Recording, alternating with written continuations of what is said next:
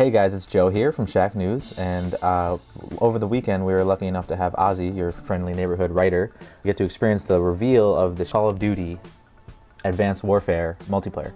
He brought back some footage. I'm going to be analyzing some of it for you today. This video is going to be about some of the reveals from the classes and the loadouts in Call of Duty Advanced Warfare. Well, they quickly scanned through the loadouts during the game that you could choose, and I'm just going to break them down here. So for the balanced loadout, the BAL-27, when I looked at it in the footage, it seems like your standard automatic rifle.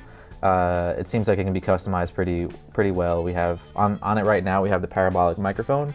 Don't really know what that does. I know that it was an attachment in Call of Duty 4, I think in Modern Warfare, in the first Modern Warfare, that was cut from the game. So I don't really know what the significance of it is there. Then you got your grenade launcher, your standard noob tube, which I'm not too excited about.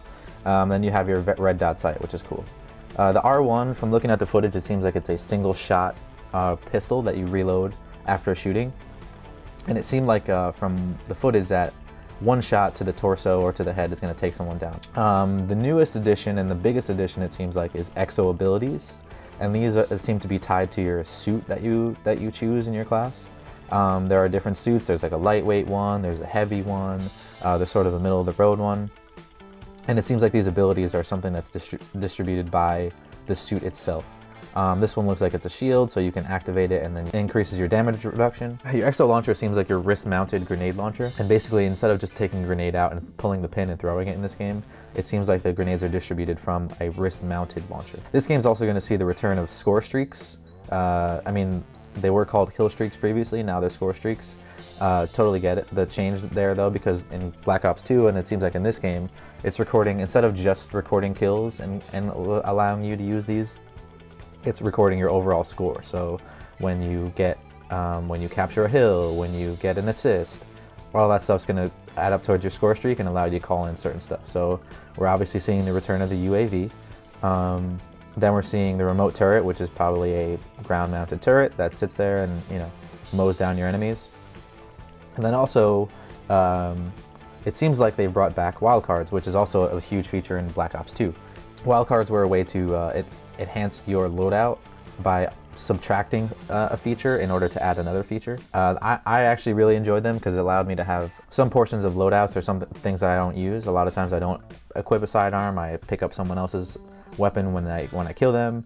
A lot of times I don't use grenades in lieu of having attachments for my main weapon. And so the wildcards allowed for you to sort of adjust your loadout according to your playing style. So I'm glad to see those are back. So we're going to move on to the next loadout. The next one is called Run and Gun.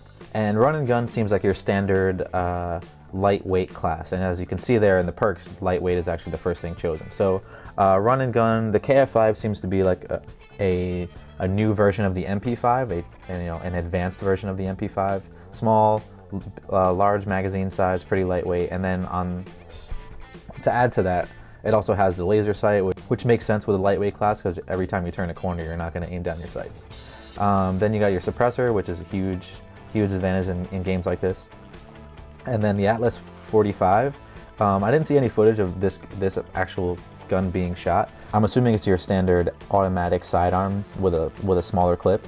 That's what it seems like it's going to be. As far as perks go, lightweight, obviously you know what that is. That's you run a little faster. From previous games, Flak Jacket was the way that you could avoid grenades in the game, and it helped out a lot because when you are running around, you're going to run into situations where grenades are going to be around the corner, they're going to be flying from everywhere, and the Flak Jacket's going to allow you to take more damage from those grenades and continue fighting. In the second perk slot, Gung Ho is, I don't remember the name of it in Black Ops 2, but it's the perk that allows you to raise your gun faster. That one seems like it's going to be important to a lightweight class like this, where you'll be able to just run and gun, you know, aim down the sights when you need to, really, you know, snap down the sights. And then fast hands is your quick reload, I'm assuming. I don't actually know, all of this is speculation. And then now you see the use of the wildcards, which are really important for some people. Wildcards, in this case, this guy's using a lot of perks. He's perk heavy because all he needs is his main weapon and then a bunch of perks. He's foregoing score streaks. Okay, so now your standard sniper class. Then we have everyone's least favorite attachment, which is the thermal sight. I did actually see the thermal sight used in on regular weapons too, so unfortunately that attachment is also back.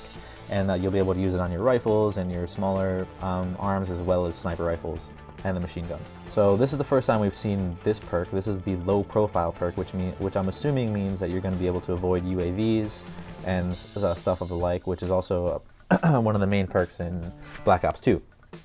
Perk 2 is Blind Eye and Cold Blooded. You would understand why a sniper would want to put something like this on, because they're pretty vulnerable. So Blind Eye is obviously, you're not seen by UAVs, you're not seen by any sort of attachments on anyone's gun, any airstrikes, anything like that, they're not going to be able to see you. And then Cold Blooded is no thermal sights, and so those are two awesome perks to have, only because this class is going to be fairly stealthy. If someone doesn't actually see you on their screen, they're not going to notice that you're around. They're not going to see you on the radar, they're not going to see you in their mini-map, none of that stuff.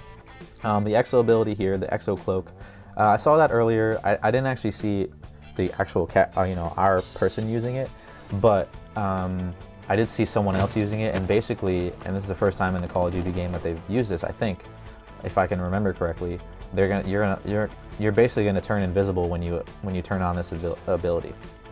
So that's a pretty cool reveal for this multiplayer. Now you're gonna be able to basically turn your character invisible, a la Titanfall.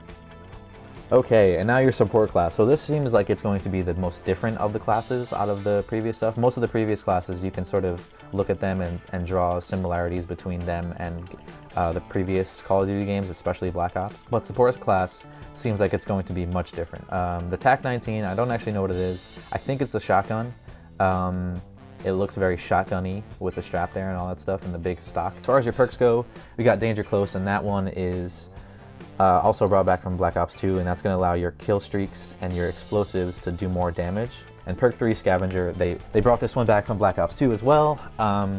This is, you run around the map, you kill someone, they drop a little bag, and now you have some more ammunition. The XMG is this is basically your heavy class, so it looks like the XMG is a big, sort of like large machine gun. It looks huge.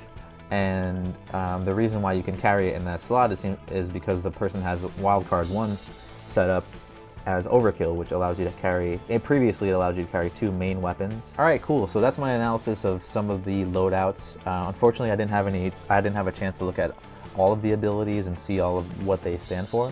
So this is going to have to do for now. Hopefully once we get that, I can go into more depth about what they're releasing in this game, what the additions are, what the subtractions are. And that'll be really cool. So thanks a lot for watching, guys. Cheers.